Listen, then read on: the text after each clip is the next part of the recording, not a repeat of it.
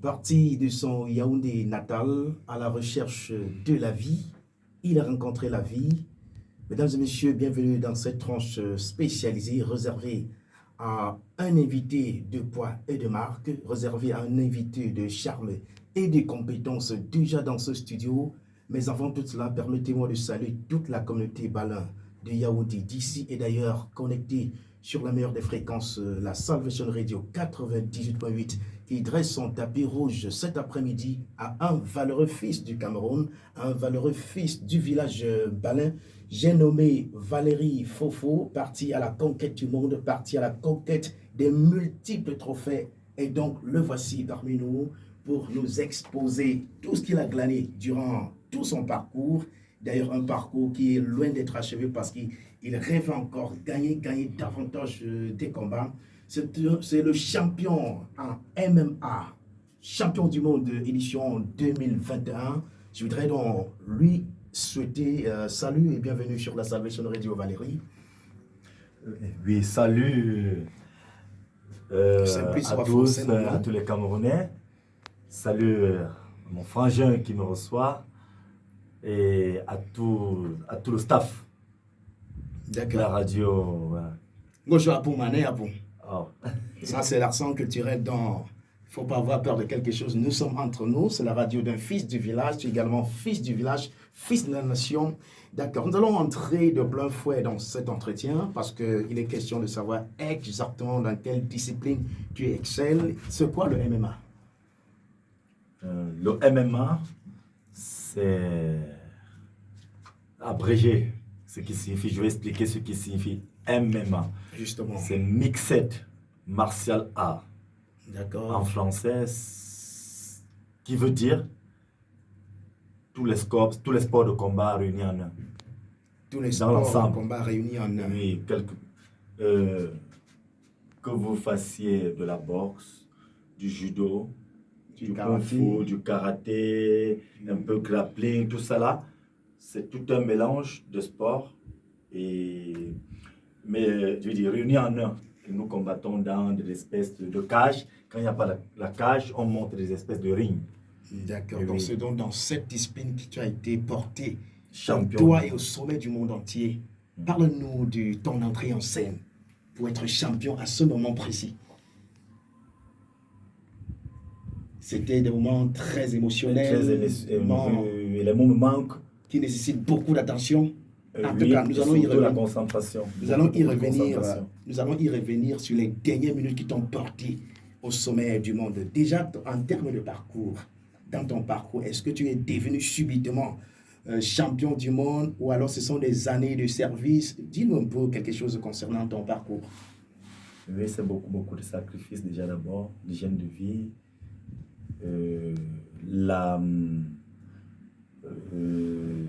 puis-je dire, la discipline.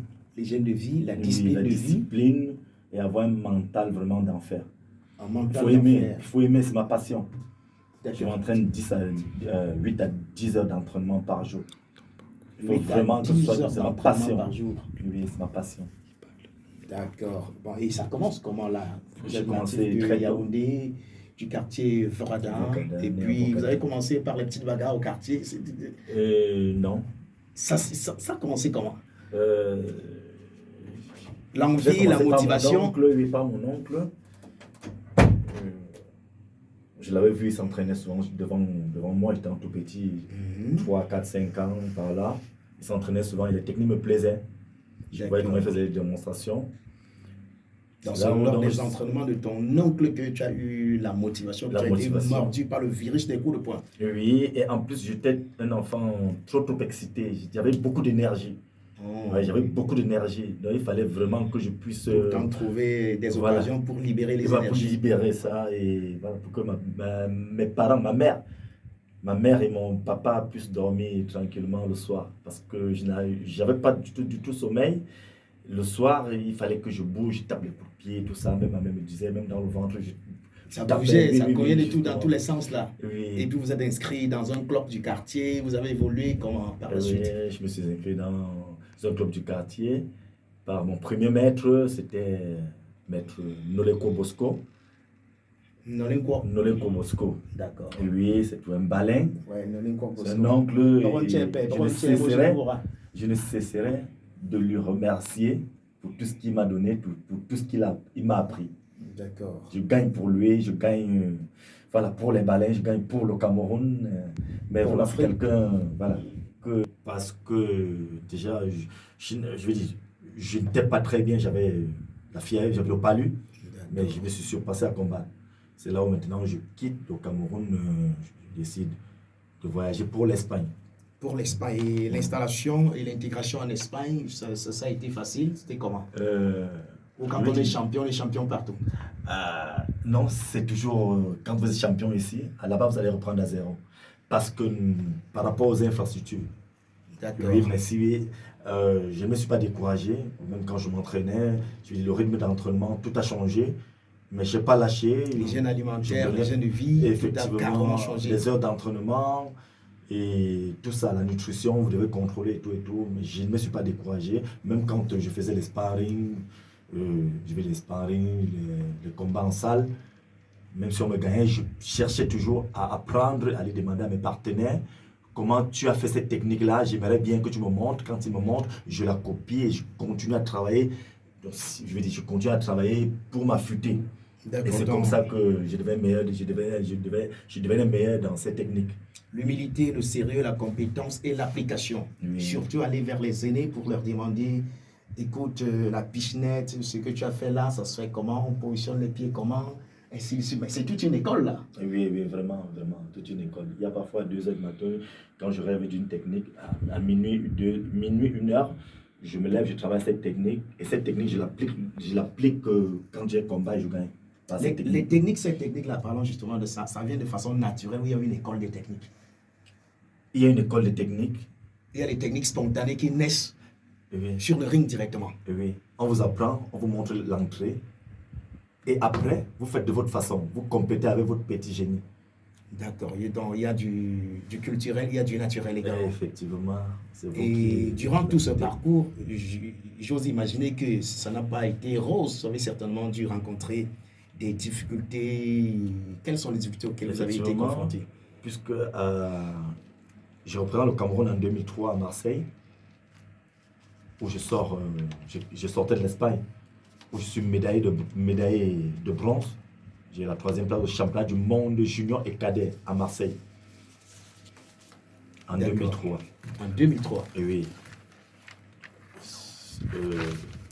Ça s'était un peu mal passé avec le président, l'ex-président de la fédération, par rapport, je veux dire, aux moyens, ma nutrition, mon hôtel, tout ça, c'est moi qui payais toujours. Et après, il est rentré. J'ai donc décidé de continuer toujours dans cette lancée. En 2004, je travaillais avec Dominique Valera. Je suis sorti champion de France en karaté contact. Et l'année qui suivait, champion d'Europe, toujours en karaté contact.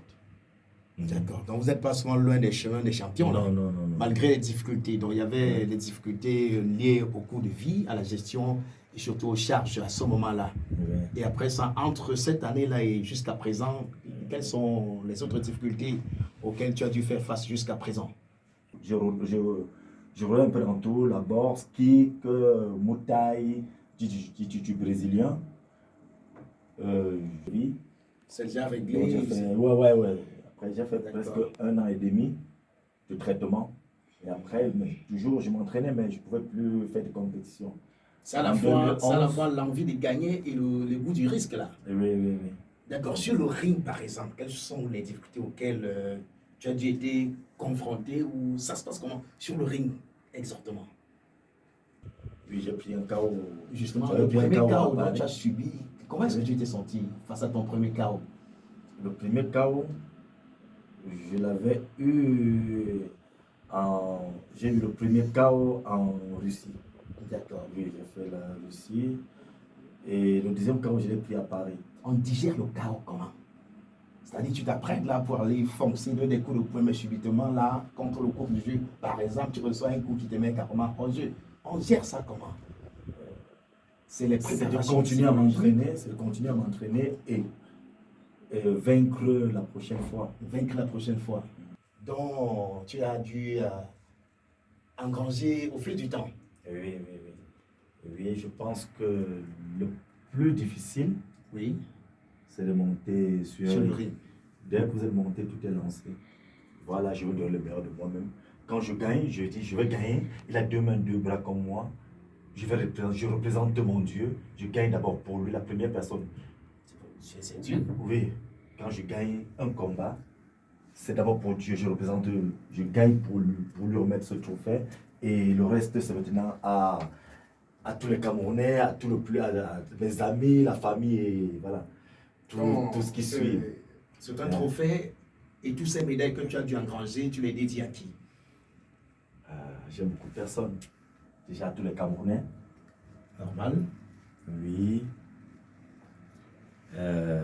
Tous les baleines. Tous les baleines. Au roi Représentés baleine. par le numéro 1. Oui.